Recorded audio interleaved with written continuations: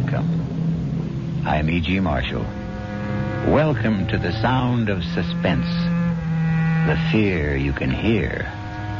For the next 52 minutes, we're going to take you into the world of mystery, into the world of terrifying imagination. The story you are going to hear concerns a question which has been asked since the first men on Earth were born and died.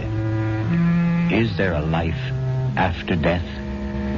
Is there a way to return from the grave? And if there is, can we come back in the body of a living creature? Even one that has claws instead of fingernails? Here is one chilling answer. Dr. Singh, you have to tell me. Could my wife have come back as a bird? A sparrow, something like that? Well, your wife was a rather big woman, Mr. Moresby, in a physical sense. How about a snake? A seagull? How about a cat? A great, big, fat cat? A cat?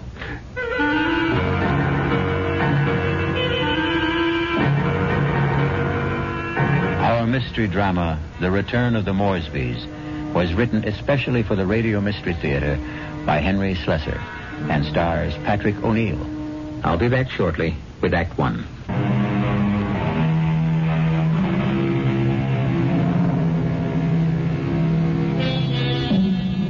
Now here is Act One. Like all murder stories, sooner or later, it reaches the office of a daily newspaper. You wanted to see me, Chief? You bet I want to see you, Prouty. Come in and shut that door. I bet I know what it's about. That story I filed on Richard Moresby, right? I got a flash for you, Prouty. This is a newspaper office, not a fiction magazine. You take this story of yours and see if you can sell it to Weirdo Digest or something. But get it off my desk. Now, wait a while, Max. I know it's offbeat, but I thought I handled it with a kind of a light touch. Stories about murder can't be handled with a light touch, not on this paper. But it's accurate.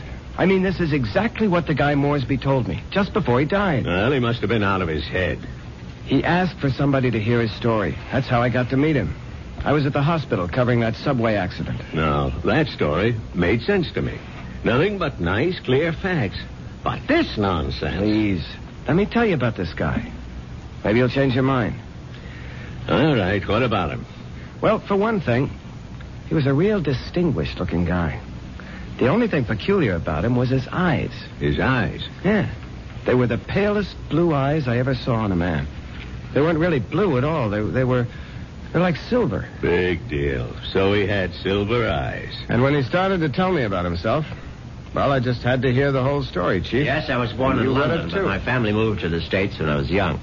They didn't improve much on the climate when they did. We lived in Vermont.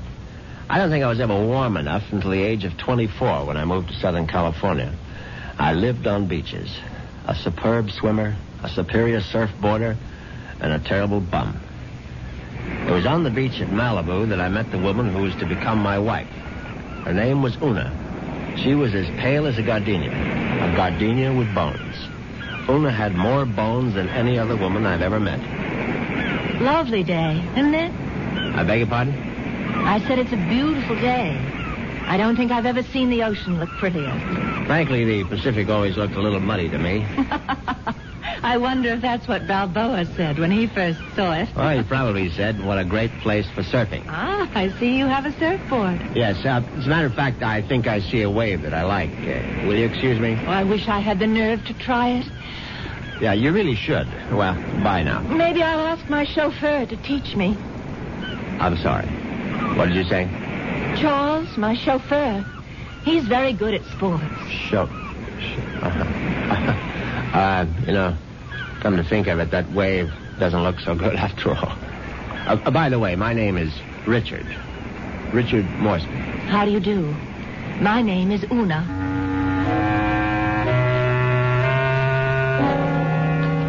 Una Vandermeyer. That was her name. As soon as I realized that she was from the Vandermeyer family, she didn't seem half as bony as she did before. In fact, not only did I become accustomed to Una's appearance, I was even able to tolerate her inane conversation. Can't you just feel the mystery of the stars, Richard? Sometimes I feel their vibrations as if they're trying to communicate with me. Do you ever feel that? Well, sometimes, I suppose. I really think we must be one with the universe, don't you? I really believe there's just one great universal soul, and we're all part of it. Don't you think so, too? Yes, of course. Right on, as they say.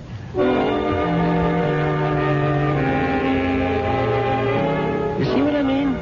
She talked that way all the time, from the first day of our honeymoon. Well, it was a fine honeymoon just the same. It lasted a whole year on the beaches of the Caribbean, on the French Riviera. I got browner and browner. Una got freckles. Finally, we returned to our home in Los Angeles and settled down to a quiet, comfortable marriage.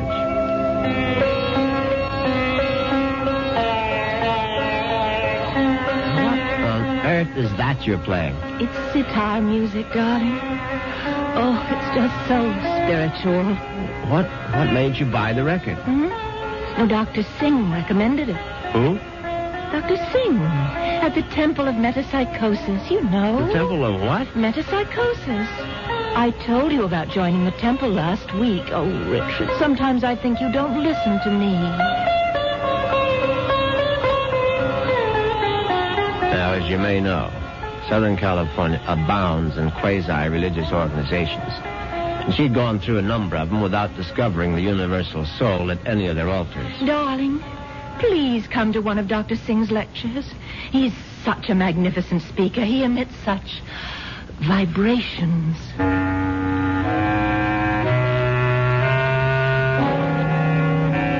And I went. You see what an obliging husband I was? Actually, it turned out to be more interesting than I thought. The temple itself was unpretentious, and Dr. Singh was an impressive man. And when he spoke, I realized why his message had such appeal for Una, because he preached a doctrine that combined eternal life with a love of small animals.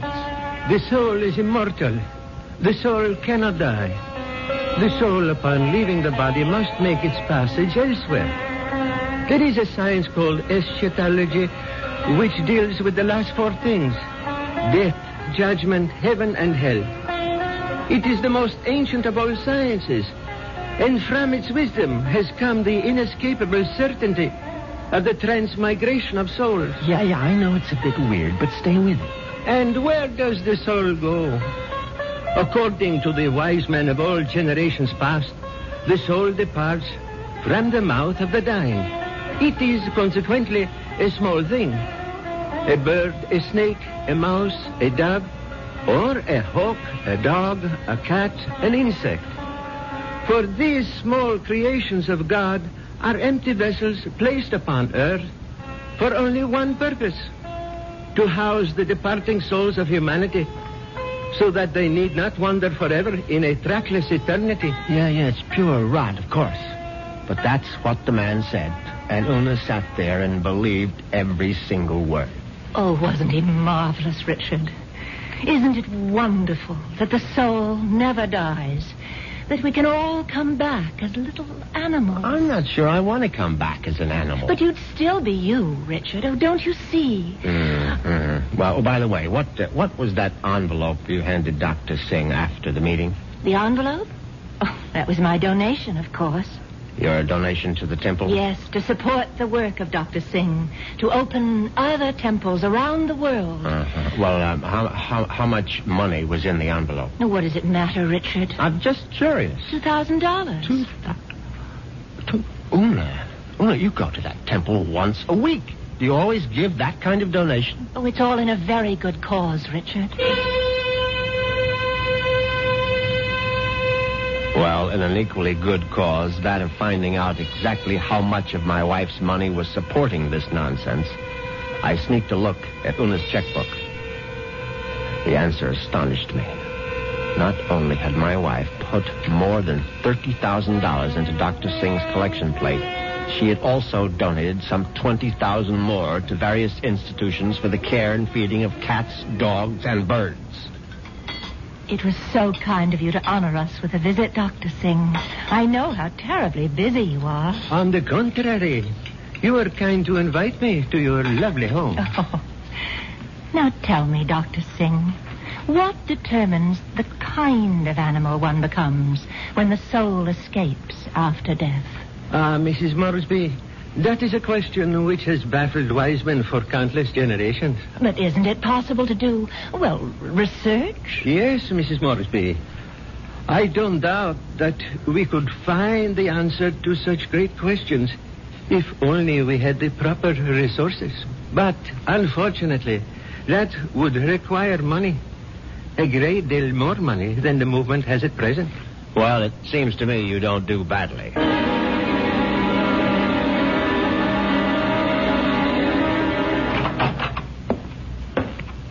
Well, there you are. Hello, Richard. Where have you been all morning? Right here, in my little sewing room. Don't tell me you were sewing. Oh, don't be silly. Actually, I've been composing something. A letter? Oh, something more important than that. Richard, do you realize that I have no last will and testament? Well, why should you? Healthy young chicken like you. I can't call myself young anymore, Richard. You'll always be young to me, darling. Oh, that's very sweet. But just the same, it's only practical to have a will. Would you read it over, Richard, and see if it sounds legal enough? Certainly.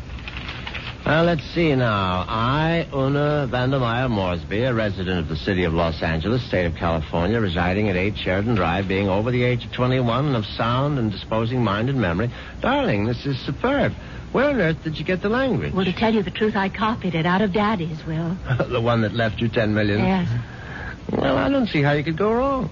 Let's see now. Not acting under duress, menace, fraud, or undue influence of any person whomsoever... And, good Lord, Una. What is it? What? You're not serious about this. Oh, about making a will? Well, of course I am. I mean, this bequest to the temple of mumbo-jumbo. What's wrong with it? Now, listen, darling, I told you how important Dr. Singh's work is, but it requires money to carry it on. Tons of money. So the least I can do is to help the poor man as much as I can. But you're giving him 90% of your entire fortune. You'll still have $1 million if I go first, Richard. Isn't that enough? No, it isn't. I mean, the whole thing is ridiculous. Don't you realize that man is a fraud, a charlatan? What? Oh, for heaven's sake, Una, open your eyes. Don't you realize the simple truth? Your money won't build any temples. It's just going to line the pockets of that turbaned phony. Richard, what a terrible thing to say. Well, you told me you liked Dr. Singh, that you were very impressed by his theory of transmigration. Darling, I was only saying all that to please you. But now I'm telling you that the only thing Dr. Singh is planning to transmigrate is your money into his savings account. And frankly, I'm not going to let him do it. Richard... what are you doing? You're tearing up my will. That's right. How dare you do such a thing? It's my money, and I'll do whatever I please with it. Una, darling, I just want you to have a chance to come to your senses. Oh, there's nothing wrong with my senses. I can see very clearly what the real trouble is.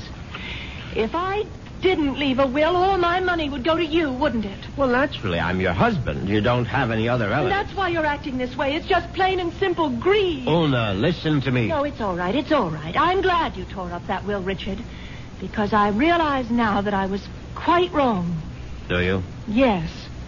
It's a mistake to leave only $9 million of my money to the temple. I'm going to leave all of it to Dr. Singh.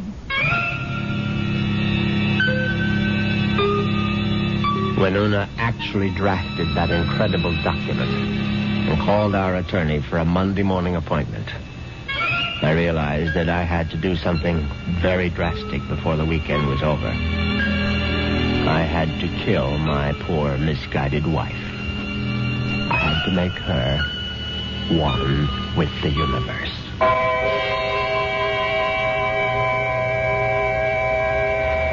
It's obvious that Mr. Moresby is going to be a very reluctant murderer. The question is, will his reluctance get in the way of his efficiency?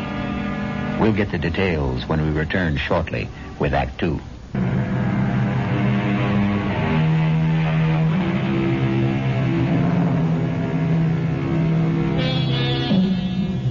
let's return to Richard Moresby. In order to find him, we'll have to search the highway, for Richard has taken his white Jaguar out for a spin. But there he is now. On Saturday morning, I took a little spin in my XKL and did some thinking on the open road.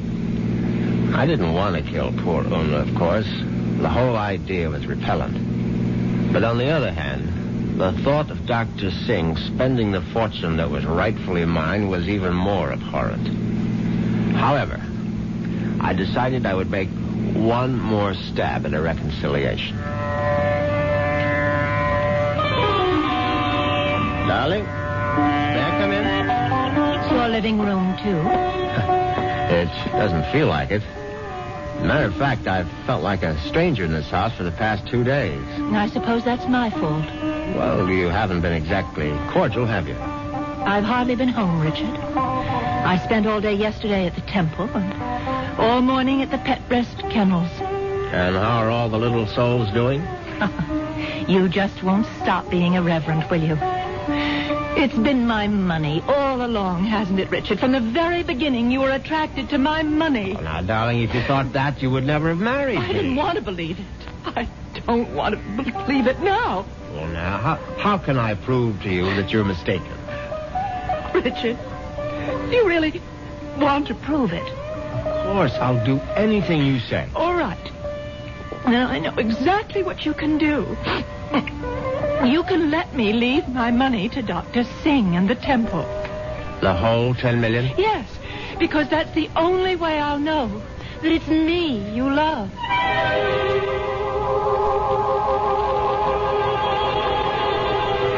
Well, you can't say I didn't try. But Una's decision now left me with absolutely no alternative. I was still deeply unhappy about the necessity of taking her life. However, fate was kind to me that very afternoon. Now you're sure that you want me to continue reading, Richard? Of course, darling. Well, I'm sort of embarrassed about this part. It's a paper that I wrote myself. Something you wrote? Yeah, I wrote it this morning. I was going to show it to Dr. Singh. It's it's a sort of a poem. It's called Death. Snappy title. Hope I can read my own handwriting. Death has become nothing to me. Death holds no fear for me. Come, death, I welcome you. Lead me to the woods, the waters, the air above the earth. Come, take me, death. Your touch is kind. Richard? Oh, Richard, why do you look like that? Is it really that terrible? Oh, terrible. Oh, no, my darling, it's beautiful. Do you mean it? You must give it to me, Una. I must have it. You like it that much? Yes, I certainly do. Oh, well, I'll type it up for you, Richard. No, I must have the original. No, just the way you wrote it. Oh, darling, I'm so flattered.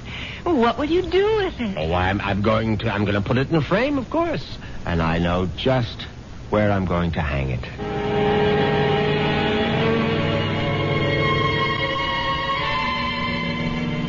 Yes, I could hardly believe my ears. Una had written her own suicide note in her own handwriting. It was truly karma at work. Now there was no question of failure and no longer any need for delay. Oh, what a lovely idea this was, Richard. Candlelight dinner for two. Yes, I thought you'd enjoy it. So sweet of you to handle the whole menu with cook. You spoil me shamefully.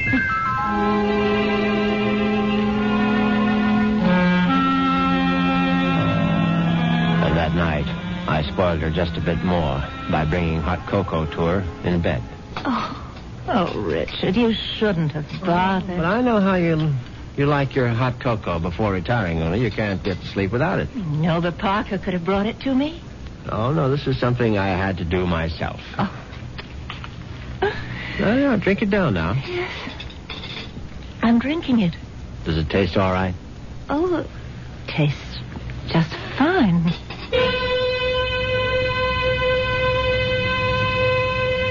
Now, that was very good news, because I'd prepared the hot cocoa myself, and I had no idea whether 25 melted sleeping pills would seriously affect the flavor. Finally, Una was all tucked in for the night. I went into my study, picked up the poem she had written for Dr. Singh, and brought it to the bedroom. I placed it carefully on the night table beside her. Then I bent over my sleeping darling to see if she was getting along all right. She was very, very quiet. And then a dreadful thing happened. Una opened her eyes. Richard. Oh, Richard. Hush, darling. Now go back to sleep. Richard, I'm sick. No, my love. No, you're only sleepy. Cocoa tasted so strange. I didn't want to upset you, Richard, but I'm sick. No, you'll feel much better in the morning, Una. I promise you. Tomorrow morning, you'll be one with the universe. Richard, that paper. What paper, darling? Here's my poem.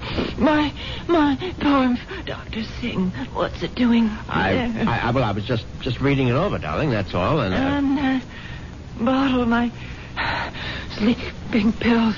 Oh, it's empty. The bottle is empty. Oh, Richard. What have you done? Nothing, darling, nothing. Now, just go to sleep. Cocoa. You put sleeping pills in it. All of them. Don't try to get up, Una, please. Now, don't. Trying to kill me. You're trying to murder. Now, for heaven's sake, Una, now stop saying things like that. Do you want the servants to hear? Help somebody. Help. Now, come on, lie down. Lie down, Una, for heaven's sake. Come on, now, lie down. Lie down. There. That's better. You won't get away with it. You won't get away with it, Richard. I promise you. Anything you say, darling. I'll come back, Richard. You know I'll be back. Yes, of course. Just welcome death, Una. The way you wrote in your little poem. I'll be back. I swear it. Oh.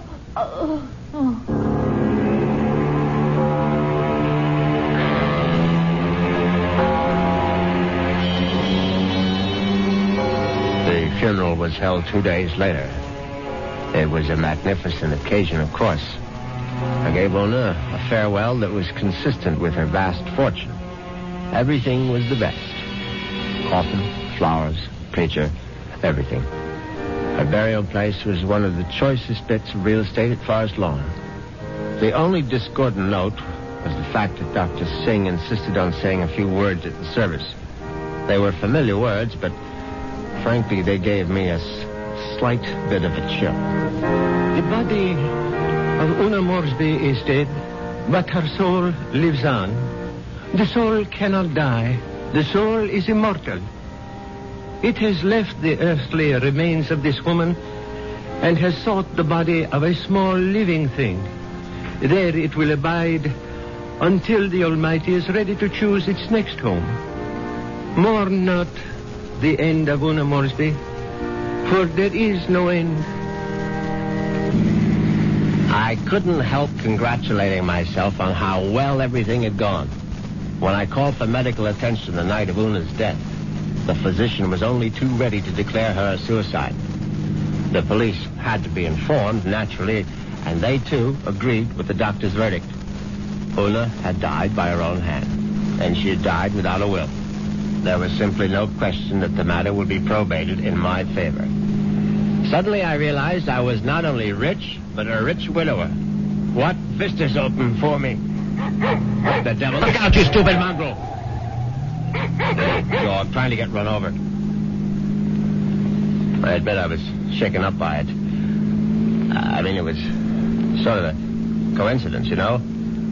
Right after the funeral and all that.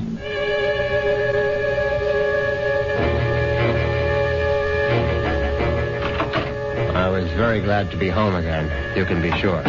Excuse me, Mr. Moresby. Yes, Parker? Cook is worried about the raccoon, sir. The what? There's been a raccoon at the kitchen door all morning, and Cook is badly alarmed, I'm afraid. I've tried to scare it away, but it keeps returning. A raccoon, for heaven's sake? Why don't you just shoot it and make a coat out of it? I was wondering if you wished me to call the game warden, sir. Oh, please, Parker, do whatever you please about it. I'm going to take a nap. Yes, sir. Very good, sir.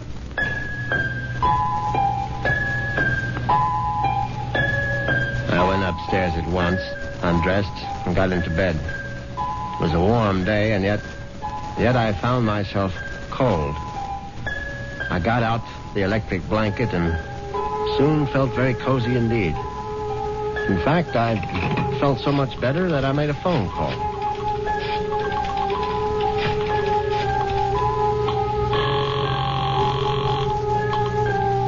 Hello. May I speak to Rachel? Thank you very much. Hello, Rachel? Yeah, who's this? Rachel, you probably don't even know my name, but it's Moresby, Richard Moresby. Who? You met me at the club numerous times. I'm the rather distinguished-looking gentleman who sits at the table on the far right corner. Oh, yeah, well, that's not my station. Yeah, I know it isn't, and I've always regretted it. Frankly, I would have enjoyed my lunches at the club even more if you had served them. Listen, I'm pretty busy right now. Well, what I wanted to find out was if you're busy this evening. Oh, what'd you have in mind? Oh, a little, quiet dinner, perhaps? Is that all you had in mind? Why don't we just wait and see? I can pick you up outside the club whenever you're free. Yeah, how I know it's you. I mean, I'm still not sure which gentleman you are. I'll be sitting in an XKL Jaguar. Do you think you'll recognize it? A Jag? I get off at 6:30. See you then.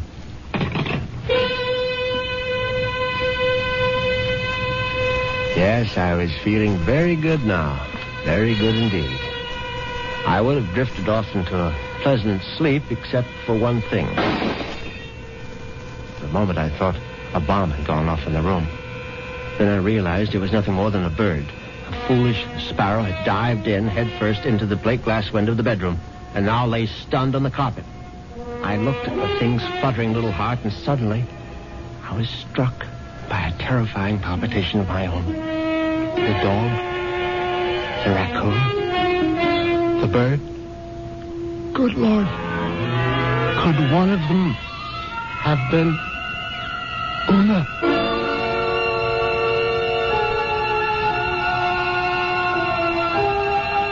Has Una Moresby returned from the grave? Nonsense. Such things don't really happen. But perhaps we should reserve judgment until I return shortly with Act 3.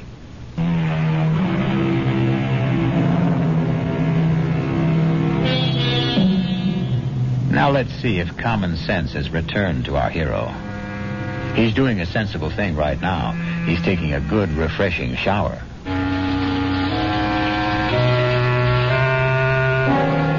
By the time evening came, I was feeling better. All my peculiar notions about Una's animal reincarnation seemed ludicrous as I stood in front of the shaving mirror.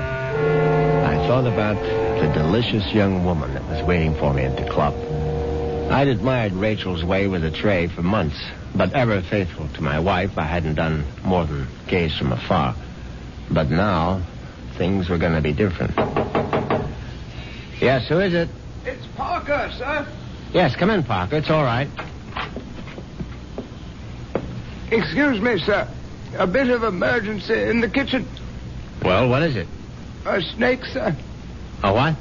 Cook insists that there's a snake curled up in the telephone wire. Oh, that's ridiculous, Parker. Cook says it's there, Mr. Moresby. They do get into the house sometimes. Well, tell Cook she's seeing things. Tell her to stop nipping at the cooking sherry, and she'll soon stop seeing snakes. Yes, sir. What was that? I would guess it was Cook, sir. Oh, for heaven's sake, go down and see to it, Parker. I'll try, sir. But I'm not very good with snakes, sir. Well, what do you think I am, an expert?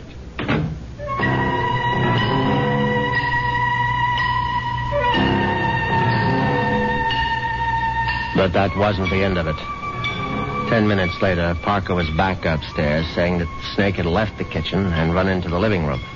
No, I suppose snakes don't run, they slither. It slithered into the living room and was now embracing still another telephone wire, obviously mistaking it for a long-lost love. But then, another unsettling thought came into my mind. What if the snake... No, that was ridiculous. Hello? Hi. Is this Mr. Moresby? Yes, who's this? Rachel, from the club. Oh, yes, Rachel, what is it? Listen, could you make it 6 instead of 6:30? I'm trying to sneak out a little early. Yes, fine, I'll be there as soon as I can. In the Jaguar, right? Yes, in the Jaguar. Listen, the reason I want to leave earlier is because my husband always picks me up at 6:30. What was that? So I asked one of the girls I work with to tell him I got another job someplace. He won't care. He likes me to earn extra money. Yes, I see. So, just to make the story look good, I guess you'll have to lend me a few dollars after our date. Yes, of course. And listen, I really do remember you, sugar. You're the handsome one with a cute bald head. See you soon.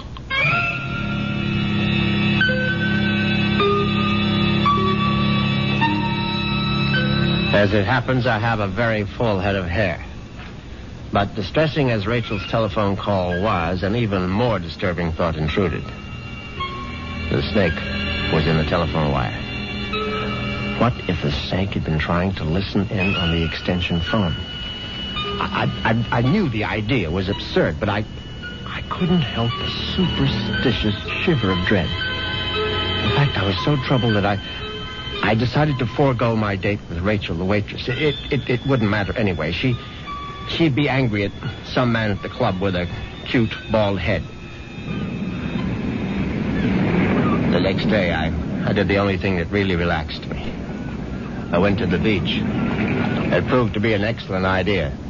I stretched out on the golden sand and let the sun warm me. I listened to the waves beating against the shore. I listened to the haunting cries of seagulls circling overhead. Suddenly I was aware that the gulls which had been hovering over the water were now hovering over me. Now, instead of their cries being sad and plaintive, now they seemed menacing. I stood up hastily, but the gulls seemed to be increasing in number. I saw their sharp, pointed beaks, their raking claws. They were predators, of course. How many times had I seen them swoop into a dive and snatch up some poor fish out of the sea? And there was one seagull in particular. Its beady eyes seemed to be staring at me. No, it was my imagination, of course. I wasn't a fish. I was a man. But just the same, I found myself running down the beach. Running for dear life. And that's when I knew it was time to see a doctor.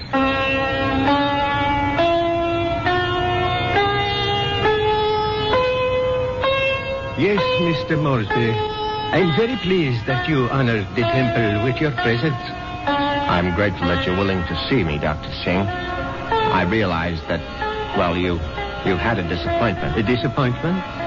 I'm afraid I don't understand. I know my wife made certain promises to you concerning her will. I believe she mentioned some modest donation. She wasn't in her right mind, of course. I mean, when she took those sleeping pills. Yes, it was very sad.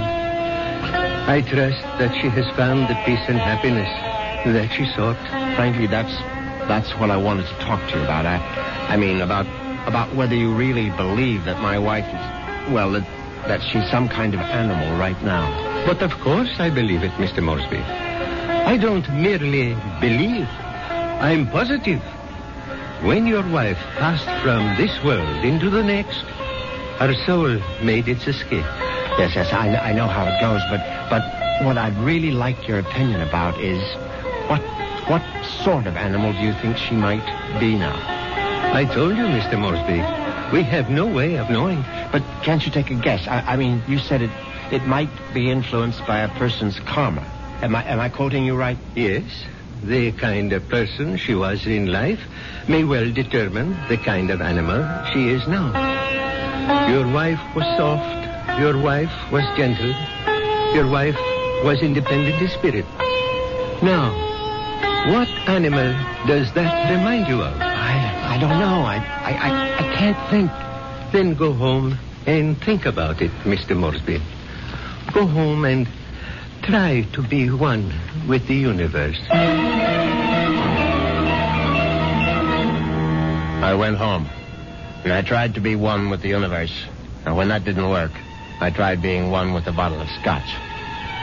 I was still in the library, asleep in the big leather chair, when I heard the noise in the cellar. I simply had to investigate.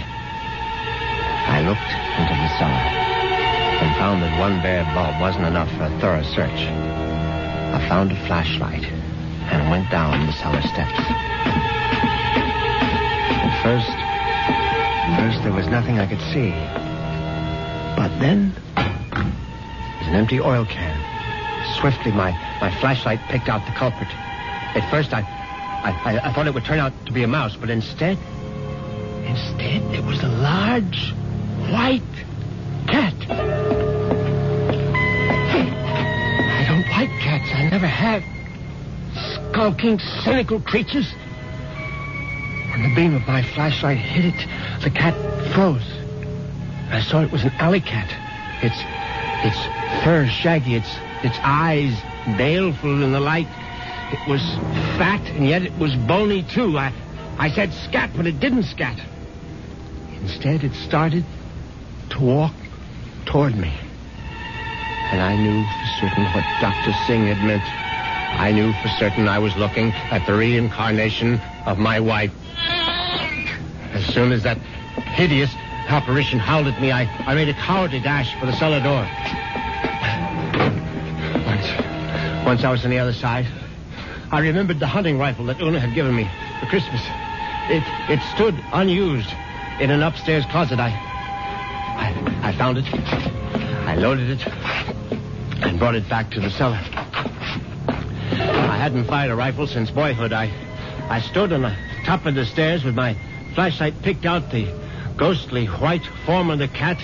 I put down the light, raised the weapon, and squeezed the trigger. The report was deafening, but the recoil was worse. My precarious balance on the top step was lost. I fell to the bottom.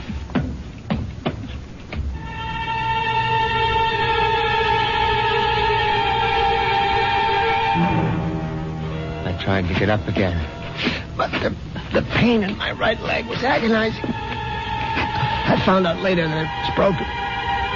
But the cat was still alive. And it was regarding me at eye level now. Its fur matted with plaster dust.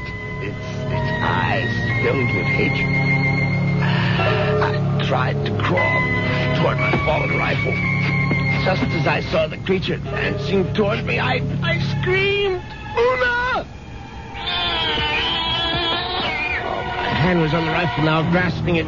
Too quickly in my panic, my fingers touched the trigger. The rifle went off again.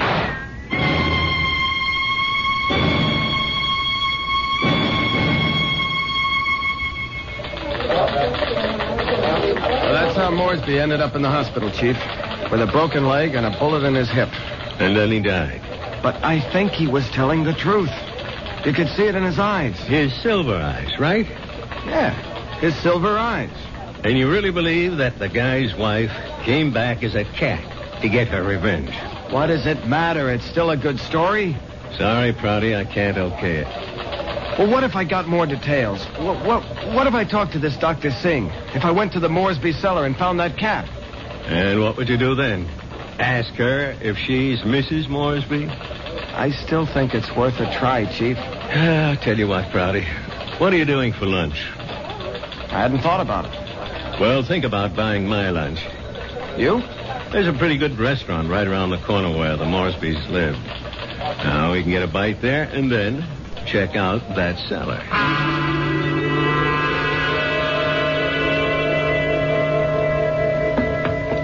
So, this is where it happened, huh? Moresby fell from these steps when he fired that rifle. Hey, you can still see the plaster dust where the bullet hit. Yeah, I see it. But I don't see any white cat. It might be hiding someplace. Or it might be a figment of his imagination. Maybe so. Hold it. Did you hear something? No. Listen. There it is. Look. It's a cat, all right. And it looks like it just found its supper. Oh, that mouse is still alive. Yeah, but not for long. Look at it squirm. He's eating it. Yep. And there goes your mouse. Oh, my God. What's the matter, Prouty? Never see a cat eat a mouse before? Chief, did you see that mouse? Sure I saw it. But didn't you notice something? Like what? Its eyes. Chief, did you ever see a mouse with eyes like that? They were so pale blue, they were almost silver.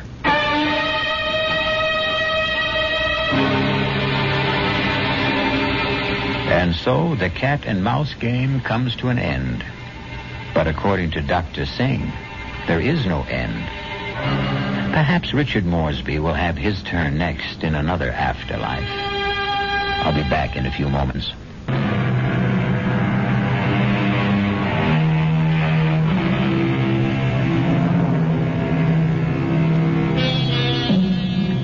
Do you believe in reincarnation? Do you believe the dead return? We have to believe it, because here we are, the reincarnation of radio drama. We hope you'll keep us alive by listening again to the Radio Mystery Theater. Our cast included Patrick O'Neill, Marion Seldes, Nick Pryor, and Dan Ocko. The entire production was under the direction of Hyman Brown.